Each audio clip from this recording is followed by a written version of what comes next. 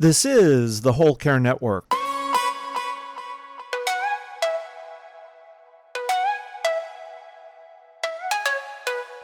Helping you tell your story one podcast at a time. Content presented in the following podcast is for information purposes only.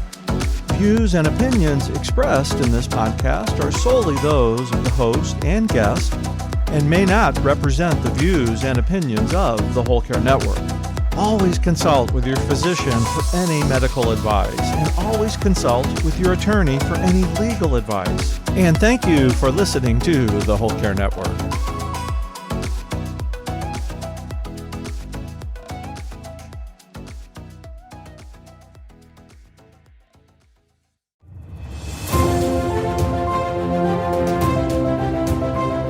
Hi, and welcome to this episode of The Caregiver's Dilemma. The Caregiver's Dilemma is dedicated to bringing awareness to the experience of caregivers from all walks of life, and to share valuable resources to make the caregiver's journey a little bit easier. Make sure to stay tuned to the end to get information and resources related to today's episode. Thanks for listening. Enjoy. Hi, and welcome to this episode of The Caregiver's Dilemma. I'm your host, Amelia Borland, owner and founder of Higher Standards Caregiver Training and proud co-founder now of Whole Care Network University. I'm here today with a really special guest. He has an important message to share and an important story to tell about his own caregiving story with his wife. So let me introduce you to Ken Umansky. A little bit about Ken. Ken is currently an ambassador for Cambridge Caregivers, but he also in the past spent 50 years in the advertising business, starting on Madison Avenue in New York City. He's worked with many large international companies, helping them with marketing communications, was president of Arnold Worldwide, which is an international communications agency. And he moved to Dallas in 2016 to be with his family, with his wife, Phyllis, who was suffering from PPA, which is a form of dementia. They wanted to be near family that live in Dallas and Houston, and so came to the area to be with family. Ken has been on the boards of 4 nonprofit organizations and is on the board of a local hospital in the Washington, D.C. area. He has 2 children and 4 grandchildren. And when he's not working, he's playing golf, pickleball, or working out. Ken, thank you so much for being here. Well, Amelia, thank you very much for inviting me. I really appreciate the opportunity you've given me to be able to talk about Phyllis's saga, and as she fought PPA for the better part of 9 years. It was a little over eight and a half. And what I want to do today is kind of take you back to the beginning. But as you go through, or as I go through, I should say, as I go through the story, there are really 3 things that I hope pop out and that you can take away from it. The first is that what's the impact that PPA and dementia has not only on the patient or the resident, but also on the entire family. I think it was really heartfelt when I tell you some of the stories. You'll feel it as well. The second thing is how we couldn't have made it without caregivers. We were the caregiver for a long time, but at some point in time, we just couldn't handle the situation any longer. And we brought in outside caregiving, and eventually we had to put Phyllis into a memory care unit, and we'll tell you about that. And finally, one of the things that really struck us as we went through this whole process was the way that people with dementia or Alzheimer's fall through the cracks in our healthcare system. And I'll tell you that story, and you'll see how frustrating and disappointing it was as we went through that whole thing. So let me take you back to late 2011. I did not notice anything that was awry with Phyllis, but my kids came home. As Amelia said, they lived in Houston and Dallas, but we always spent the time in Maryland outside of DC because that's where she was from. And for Thanksgiving, we always got together. For 30 years, we did that. And my daughter took me aside that Thanksgiving and said, "You know what? There's something wrong with Mom." And I said, "Well, what are you talking about? I don't see anything wrong with her." So I kind of dismissed it. I was in a denial phase. And let me stop you there. I want to ask you a little bit about that, because sometimes we don't notice things when we're so close to them, right? When it's gradual day by day. Do you feel like there were signs that either you were missing or there were signs that you saw but you didn't want to acknowledge them, maybe that your daughter pointed out? I think there were signs, Mm-hmm. but I kind of chalked it up to old age, to she's aging. She was 62 years old at the time. And I kind of made fun of that and said, yeah, I forget my keys all the time as well, right? But they saw a personality change that I didn't see because I think you said it, I was too close to it. So about 3 weeks after that happened, the first part of right before Christmas, as a matter of fact, one of her friends, Phyllis, was the consummate friend. Women just flocked to her. She played golf. She played tennis. She was in the bowling league. She played cards and she played mahjong, and she was always busy. And she worked for some nonprofit organizations as well. So she was constantly busy. But one day, one of our friends called me and said, what's wrong with Phyllis? I said, well, what are you talking about? She said, well, we were playing cards today and she couldn't remember the card she had. And so we had to help her. And she said, we've noticed that's been kind of a trend, that she's been unable to remember what she normally would be on top of. Well, that was kind of the catalyst that made me say, maybe I better do something about this. So I took her to a neurologist in downtown DC, and she did the whole workup on her. And she came back about a week later and said, I'm not positive, but it looks like Phyllis has a rare form of dementia called PPA, primary progressive aphasia. She said it's less than 1% of people that have dementia have this form of dementia. And it's fairly new in terms of its diagnosis. A doctor at Northwestern Hospital in Chicago first diagnosed it and named it in the late 70s. So it's fairly new in terms of its nomenclature. Anyway, so she said, I don't really feel comfortable that I'm the one that's going to diagnose this in its finality. She said, you really need to go downtown to Georgetown Hospital and see Dr. Turkletop, who was kind of a disciple, if you would, of one of the gurus. There's only 4 gurus around the country. He was one of the disciples of the guru from Philadelphia at University of Philadelphia, Pennsylvania Hospital. We finally got an appointment with him, and he did another workup. It was really difficult. I don't know how many people have gone through the same process that are listening, but it was very difficult. She couldn't do things that she normally could do, and she got frustrated when somebody would ask a question at like, what day is it? And he had us take a CT scan of her brain, and he didn't see anything from a physiology standpoint. Her brain looked fine. But he did diagnose her and say, you know what, she does have PPA. Let me stop you there. I just want to ask you a little bit more about your experience of that diagnostic and assessment process.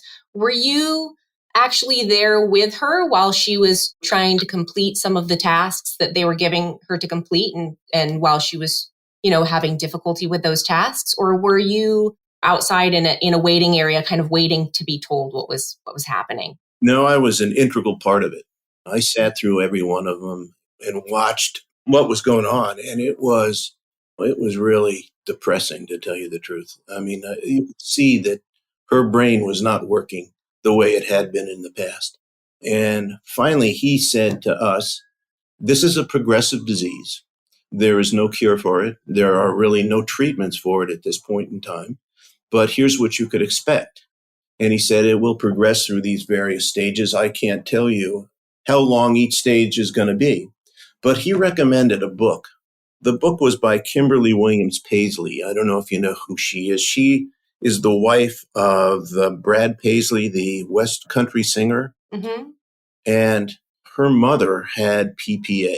And she wrote a book called Where the Light Gets In, which was really the blueprint for us in terms of understanding what was going to happen.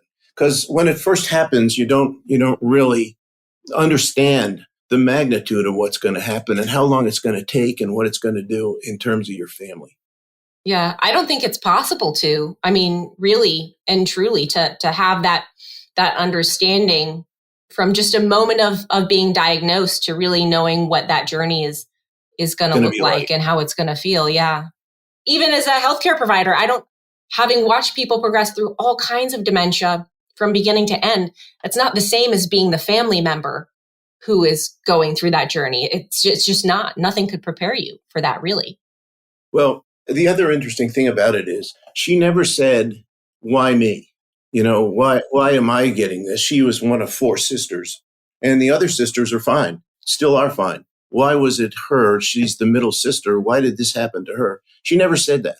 We said that, but she never said that, and she never complained. Throughout this whole process, she never complained. Anyway, what happened after that is Turkeltaub said, there's this guru, Dr. Grossman, at the University of Pennsylvania Hospital in Philadelphia. And he said, you ought to go see him. He said, he's not going to give you a cure, but he's going to give you a better satisfaction about, what this is going to mean and what kind of dementia she had. There's 3 kinds of PPA, and I didn't realize it. There's 3 variants. She had the agrammatic variant. There are 2 others. Agrammatic is basically a word problem. It's finding your words. It's losing your ability to speak. It's the front temporal lobe of the brain that is affected by it. And so what he does is he can really define what variant she has and then what other symptoms and what other maladies she's going to face. One of the symptoms is like having muscle tremors, and having a real problem with muscle control, like palsy. She did not have that, thank God. But anyway, we went back and forth to Philadelphia lots of times. And at one point in time, he said, well, I can get her into a clinical to help stave off the deterioration of her language. So he said, it's a 2-week process. Come on in. We'll do it. So she came in. We took her back into Philadelphia. And she had to stay there, allegedly had to stay there and the reason I say allegedly is because after the first day, she couldn't do it anymore. It's an electronic stimulus to the front temporal lobe of the brain. And she said, I just can't do it. It hurts too much. And I'm not willing to do this. So after one day, that clinical was by the wayside. Anyway, so we went home. And for the next 2 years, she was deteriorating, but was still pretty self-sufficient. She could dress herself, do all of the things of daily living. She could still drive, so she had independence. And we periodically go back down to see Turkeltaub down at the Georgetown University Hospital, to the point where we finally where she couldn't speak real well. We wrote a card out for her when she was in the card so that if she was ever stopped by the police, they knew she wasn't drunk, that she had a mental problem and that she was okay to drive. Well, she did get picked up one day by the police, and I didn't know this. And she got a ticket. I don't know what for, probably sporadic driving. And the only way I found out about it was through the insurance company. My insurance rates went up because she got a ticket. I confronted her with that, and she came clean. And it really was the time when we started thinking about we were going to take away her keys. Well, we saw Turkeltaub that week, and he basically said, listen, you're a real liability if you don't do that. He said, and not only are you at a liability, but so am I. He said, if she gets into an accident and God forbid she kills somebody, no insurance is going to cover that, and your conscience isn't going to cover it either. So he said, you really need to take away her keys. That was, as you know, that's taking away somebody's independence. That's how she got around. That's how she got to meet people. That's when she can go to the grocery store when she wanted to. So that's the first time that we decided that we really were going to bring in a caregiver. And we interviewed a lot of different caregivers and finally found one who was terrific. We had a recommendation from another family where she was a caregiver there. And Amina became part of our family. She'd drive Phyllis anywhere, anytime. It was terrific. I mean, she was really a terrific. She'd cook. She was from Morocco, and we used to eat Moroccan dishes, tastes I never tasted before. And it was an adventure from that standpoint, an adventure from Phyllis's standpoint too, but she was terrific for us. Anyway, that progressed for probably another year and a half. to the point where she now was unable to speak at all. I mean, she was really unable at all to communicate through any voice. So she started communicating through pointing. We put together a picture book of all the things in the house and all the places she might want to go. And we kind of laid that out and said, okay, what do you want to do and where do you want to go? And she'd go through the book and point at the picture. And can I just stop you there? I have a question for you. You clearly saw so many doctors during the whole process. Did any doctors ever refer to you to say like a speech therapist? And the reason I ask is because, like you bring up the idea of having a book to point out, and a communication board, which is what we would call that in therapy, is something that it is often provided by a speech therapist. And I was just thinking, like, what a shame that you had to do that on your own. But it sounds like maybe you were able to contact someone. Well, my daughter has a master's in speech. Oh, your daughter is a speech therapist. Right. And my niece is a really great speech therapist, has a great reputation. That's wonderful. So the two of them were working with Phyllis, but it was past the point of her ability to articulate anything. Yeah. Well, and I think, of course, the point of that is not to, and I think this is a really important point for clarification. The point of people who have dementia and receiving therapy services is not generally to fix the dementia, right? Because we can't do that, but rather to help them function as best as possible at whatever stage they're at. And I just want, I want to shout out to all the speech therapists of the world, because they're really good at this and they're a great person to have on your team anytime you have someone with any kind of communication issue. Absolutely. We could not have done that without the speech therapist and Amina to begin with, because I was still working like I am today, but I was working at that point in time much more full time. And Amina took over. I mean, she ran our family, which was really important.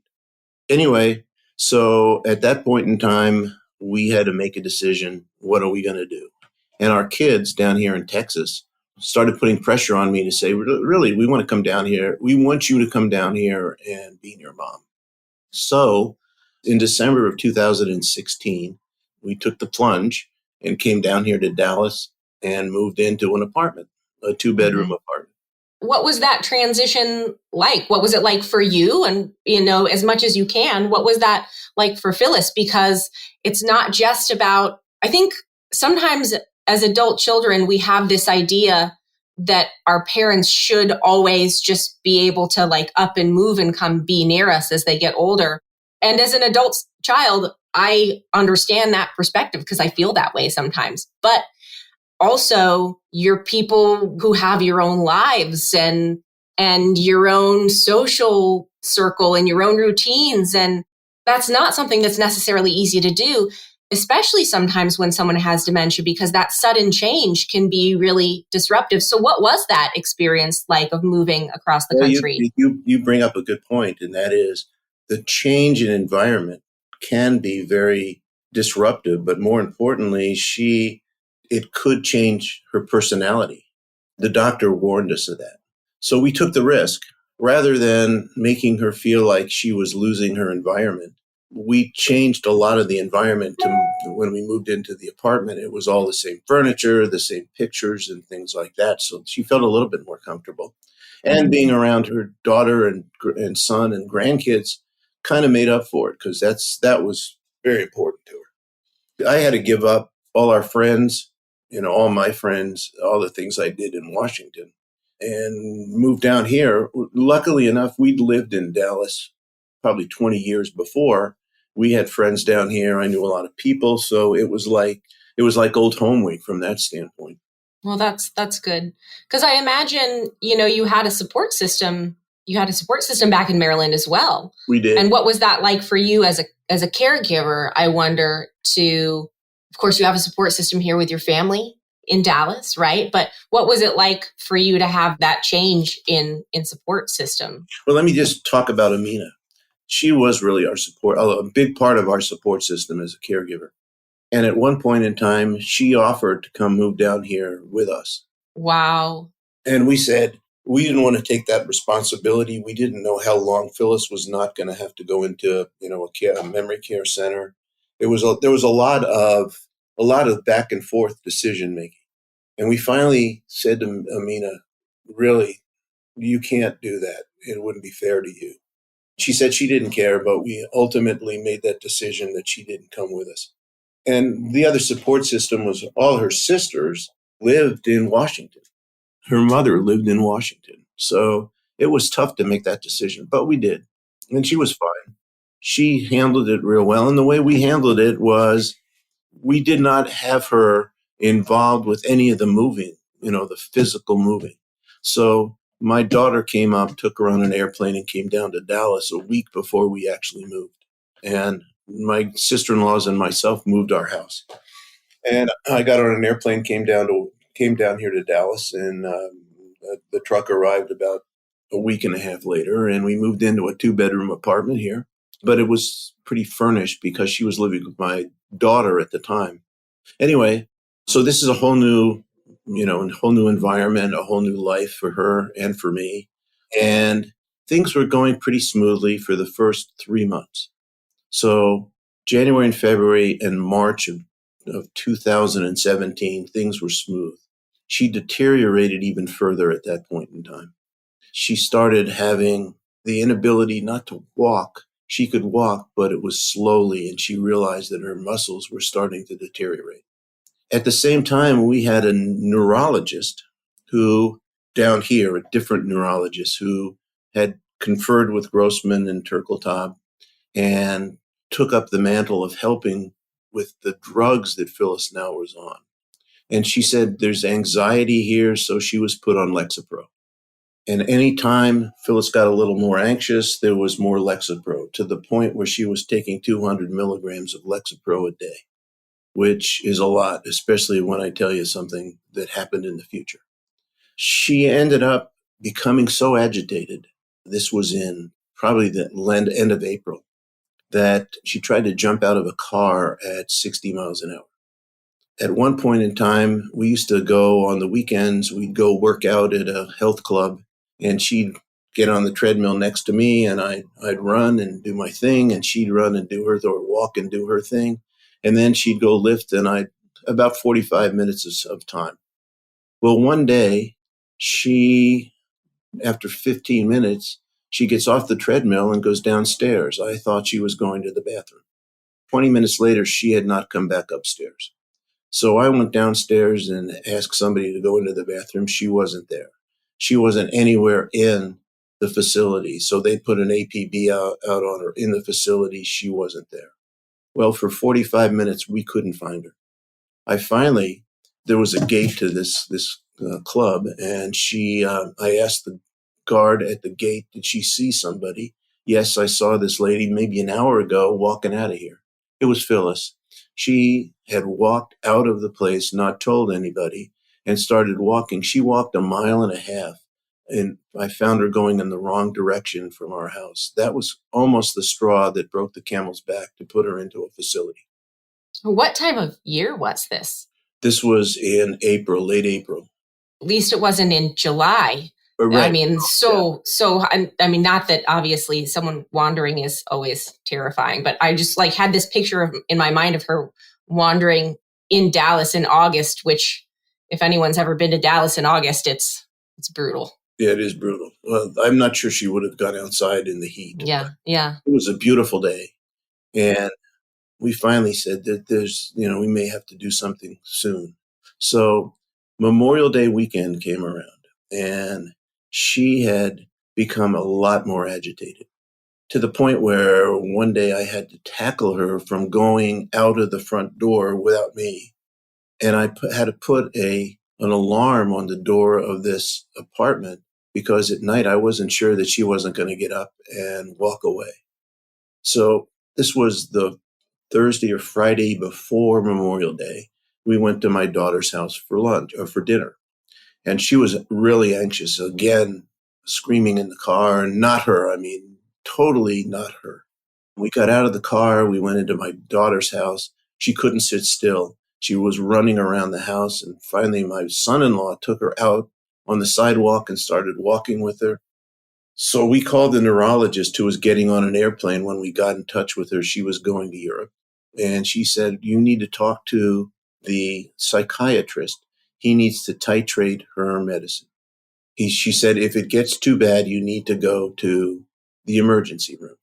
So that afternoon, it got so bad, or the next afternoon, it got so bad that we took her to the emergency room. Now, this is, I believe, Friday before Memorial Day. Everybody was leaving. It was a skeleton crew in the ER. They looked at her and said, well, we have no place to put her. She's going to have to go on the psychiatric ward. We said, absolutely not. Then they said, well, then you're going to have to take her out of here and go to some psychiatric facility because we can't handle her. And we said, well, she's not mentally ill. She has a disease that has caused this behavior that we can change with the right medicine. The psychiatrist gave them instructions on what to do. But any medicine, as you know, that you're dealing with in the brain, it takes a while to work. It's cumulative, so it took a while for it to work. Anyway, we were in the emergency room for 17 hours without a room. Wow. Finally, the head of ER said, okay, we can't put her in the psychiatric ward. We're going to find another way to do this. So what they did is they put her in the cardiology ward and got the psychiatrist to come down and titrate her medicine. Well, in the meantime, she was off the wall. I mean, she was literally running down the hall. I bet she put 20 miles on a day, just going around the hall. Anyway, either my son or myself stayed with her every night so that, she wouldn't run out, because she was trying to get out of there and the doors weren't locked. At the meantime, what we were doing is looking for a memory care center that had some room to take her that would be satisfactory. The best thing I ever did was buy long-term care insurance, by the way, because money was not an issue. We found a place that could take her. We went in and did all the paperwork, and we checked her into the memory care center the day after Memorial Day, that Monday, which was one of the worst days of our lives, because that's a very finality situation where she's now going to be away from us and we're no longer in charge of her care. So we took all of her furniture and moved that into her room so it was familiar, and the artwork so it was familiar. And it was a very nice facility. The ratio of caregivers to residents was 9-40. So it was a little less than 4-1. And she was fine with that. And she made friends. Absolutely. I mean, it was like she couldn't talk, but she still made friends. And she was good for about 6 months, maybe 7 months.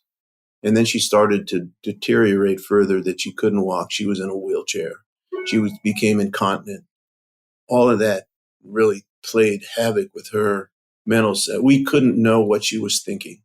But so it's now 2019, mid 2019. And we decided to take her out of that memory care center and put her in a memory house that had a 2-8 ratio of caregivers to residents. That proved to be very good.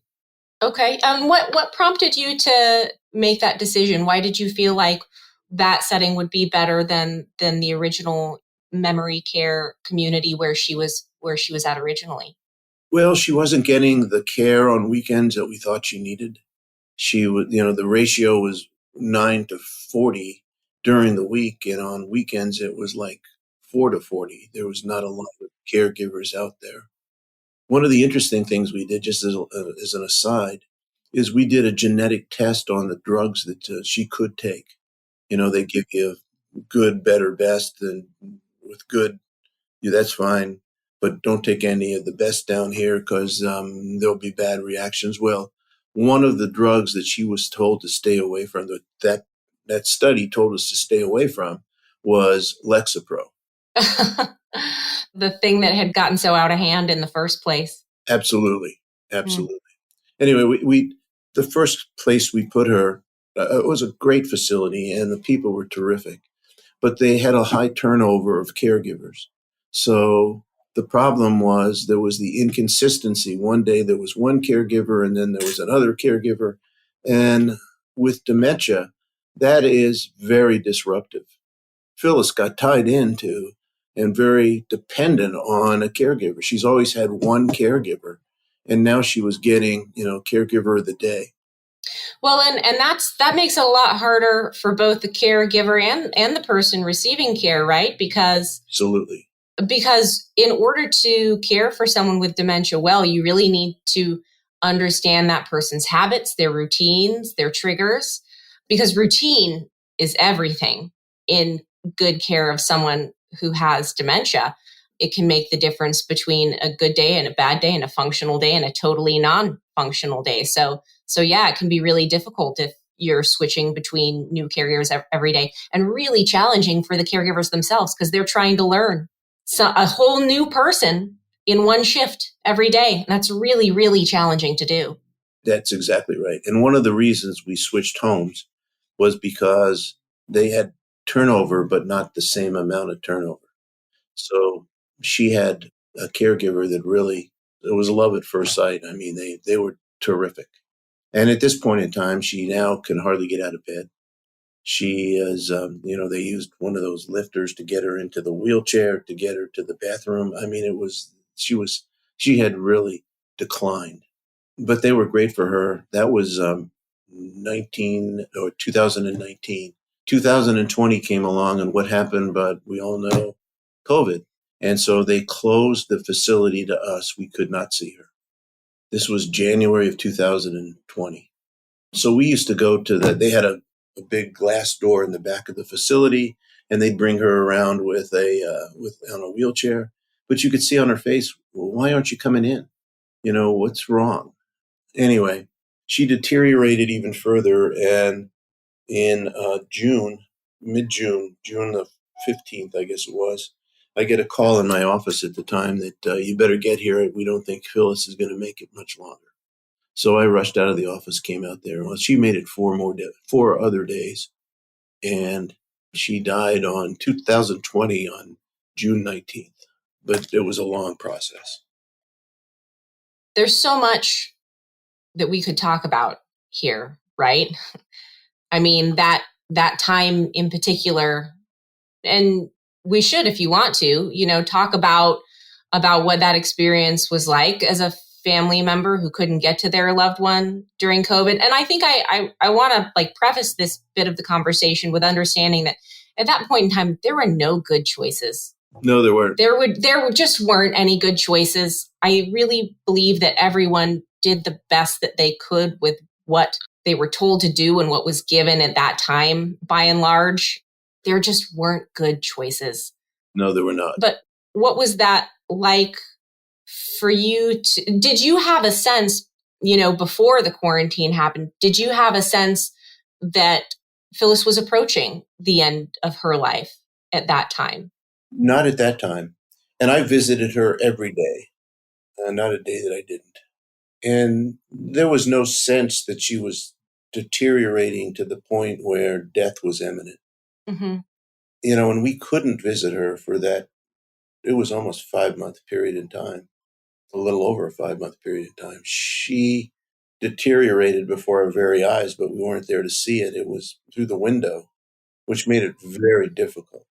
And so when you got that phone call that day saying, we think you need to come in, you need to come now, was that a total surprise to you because you hadn't been able to be with her? Or was it expected at all? Or were you just completely taken by surprise when you got that phone call? I think it was expected because we saw her condition even through the window. The good part about it was they allowed us to come in to her room while she was in a final stage. I don't think she knew we were there, but it was emotional. Yeah. I'm glad you were able to be there with her because I think it does matter. It means something. But, and I think I mentioned to you that when we met a couple of weeks ago, she died and the mortuary had come and they cannot move a body. I didn't realize until after in a death like this, until after the coroner signs off on it. Well, this was Friday night again, and the coroner, I guess, was overwrought because of COVID and all the deaths from COVID. And he played hardball with us. He basically said, well, dementia never killed anybody, which isn't true. And he started saying we're going to have to do an autopsy. Well, come on. He didn't need to do an autopsy. Finally, she died about 8 o'clock, and about 1 o'clock in the morning, he finally relented and they could move the body. But, that was kind of like the last straw. Just unnecessarily, after everything you'd been through. Unnecessarily rigid. Yeah. I mean, just to think about everything that you'd been through and everything, I think that unfortunately, so many parts of this story are not unique. Unfortunately, this happened to so many people and their loved ones during the course of COVID. And like I said, I think there were no good choices to be made. I don't think the fault rests on anyone's shoulders, honestly. It was just a terrible time and a terrible set of circumstances, and there were no good choices to be made. But well, who besides the family, who was hardest on? The caregivers. The caregivers. It was incredibly difficult for these caregivers who were the only people who were there to provide the physical, emotional, social support for all of the residents and places at a time when they themselves were under extreme stress, when they themselves didn't know if they were safe or not, and when, frankly, caregivers themselves are not terribly well paid as a group of individuals. So to have all of that rested on your shoulders at what is a difficult time for the whole world, literally, I really think that our caregivers who did that job during that time, the great caregivers of the world are heroes, period. I really, truly believe that. No doubt about it. COVID or no, the great caregivers of the world are really heroes. One of the very first things that I learned as an occupational therapist, and the first place that I worked was skilled nursing, long-term care, memory care. And I learned very, very quickly that if I wanted to get anything done, and if I wanted to make sure that my day went smoothly, the first people I had to make friends with and help out were the caregivers. Absolutely. I needed to make sure their days went smoothly. I needed to step out and help them if they needed help rolling someone or getting someone up or pulling them up in bed or whatever it was, because they needed that assistance and I needed them. I couldn't do it without them, and no one. The place couldn't run without those caregivers. So I really do think in so many ways they're the foundation of our healthcare system. Yeah, there's no doubt about it. But to the credit of those caregivers and to the credit of that memory care center, not one person got COVID. Wow. I don't think any of I know the caregivers didn't get it either. So that was really lucky because they went home at night and could have. But right. By the luck of the draw, they didn't get it and nobody inside the facility got it. So the quarantine was necessary. And, I don't blame anybody for that. I think they had to do what they had to do. Yeah. So one of the things that you had talked about as one of the points that you wanted to bring up at the beginning of this conversation was how a diagnosis like dementia, not just how it affects the person who has dementia, but also how it affects that person's family. How did this? What was the long-term effect on your family? Did it change your family in any way, for better or for worse, or for, whatever it is? Well, I think what it did for our family is it made us all come together. Not that we were apart to begin with, but there was distance between us in terms of geography. And, we'd talk to each other once or twice a week. And the usual, how are you, Dad? What are you doing? But in this case, we really pulled together. We had a common enemy, and that was PPA. And we needed to do everything we could to find out the most of it. I mean, my kids are very research and resilient and figured out, where we should go and how we should do it from a standpoint of who we should go talk to and where are the resources we need. So I think it really helped us or made us stronger, to tell you the truth. It was a big hole in us, in our hearts, but it did make us stronger. I hope that people who are listening now can also come away with that, with hopefully learning about the strength that you and your family took away from it. There's nothing pleasant about dementia, about going through it, but I think that we can find opportunities in every situation to become stronger, to become better. And I do think that one of the unique opportunities, I guess I'll call it, that dementia presents is an opportunity to take advantage of the moments that we have. I think you're right. I think the other thing is, don't get me wrong, we had disagreements, but we always came to a consensus at the end. What are we going to do?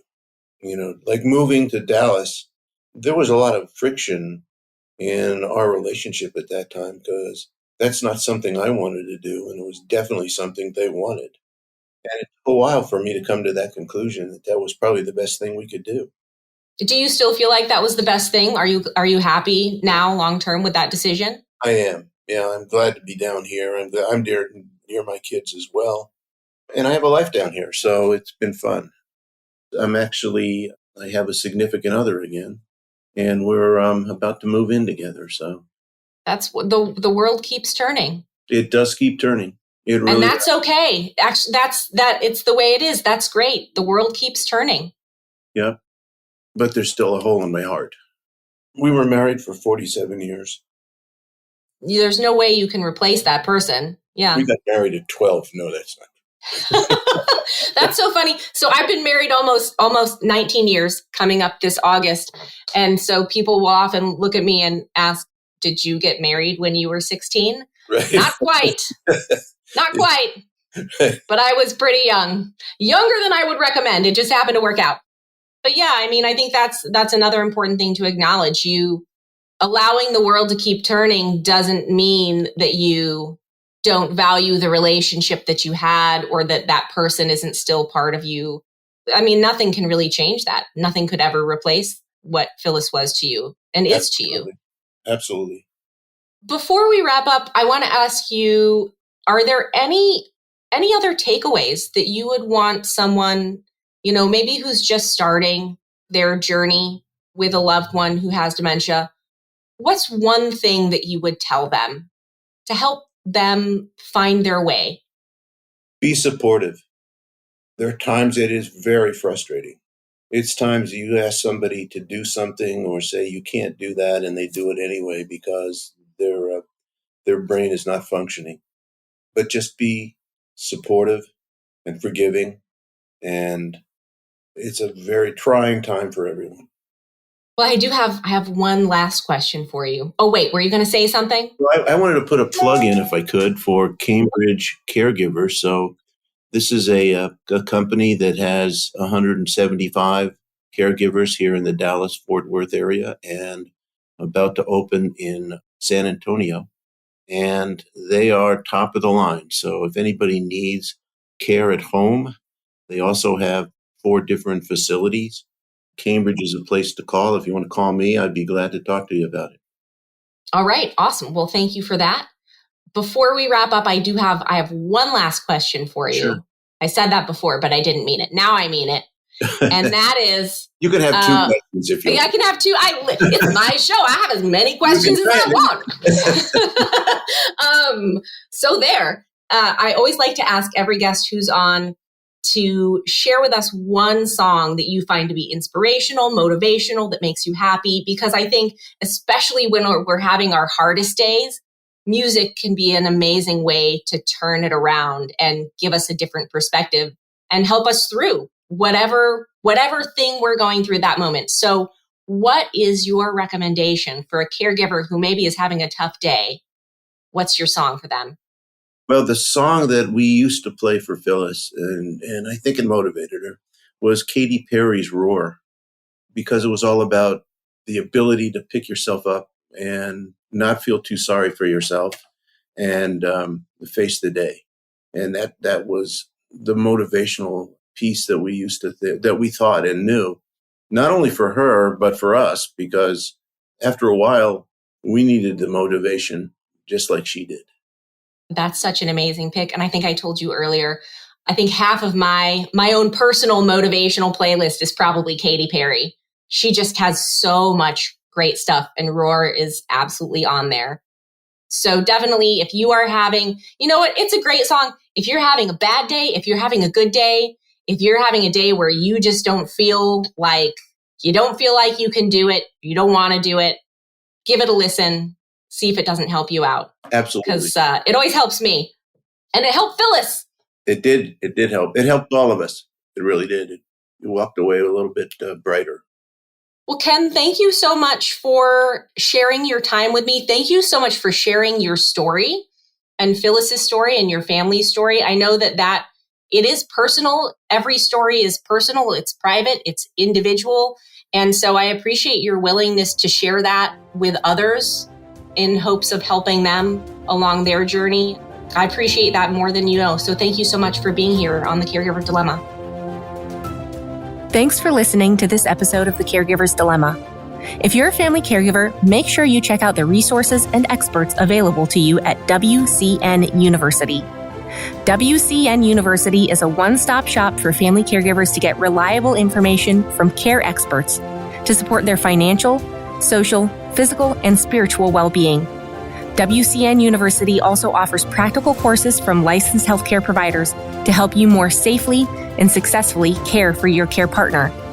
To get started, visit WCNUniversity.com. You can take a course, check out our expert lineup, or join our family resource community for access to monthly live discussions, curated discussion boards, popular courses, and get resource recommendations direct from our expert lineup. Because being a family caregiver isn't a one-person job. It takes a village. Join the village today.